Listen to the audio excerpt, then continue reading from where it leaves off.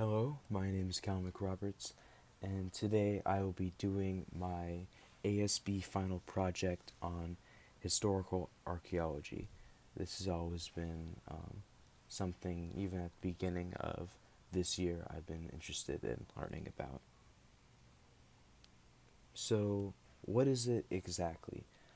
Historical archaeology is a sub discipline of archaeology itself, and it deals with societies and cities, like their documents, and these can be physical, such as paper and objects.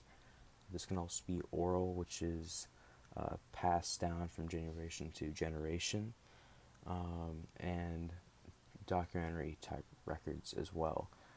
Um, and in North America, this is kind of known as like post contact, where where the tribes, after the arrival of the Europeans, when the tribes meet them. So my explanations. The topic explains the development of human culture and kind of its origin, and it helps us understand the significance and the history of said society, and the remains of what the people may have created or molded or used during that time. Um, and like I said in the beginning, I chose this topic because I've always been a fan of history, and I thought it was something that would interest me, and I would learn more about this field, which I was really happy to do, honestly. So let's go to our first example of a historical, um, of an historical archaeological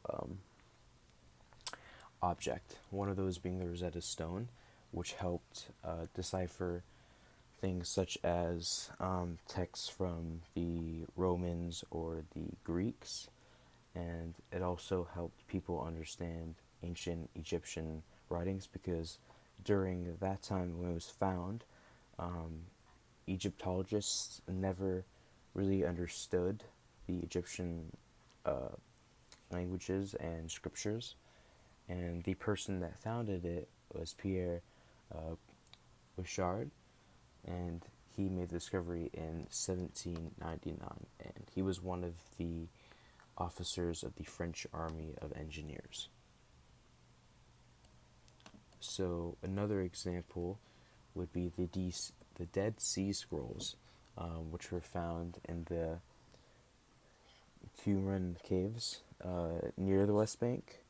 And this is really important as well because it gets us a look at early Judaism, and it is one of the oldest manuscripts of the Hebrew Bible, and it is over 2,000 years old. And again, very important to Christians and Jewish people alike.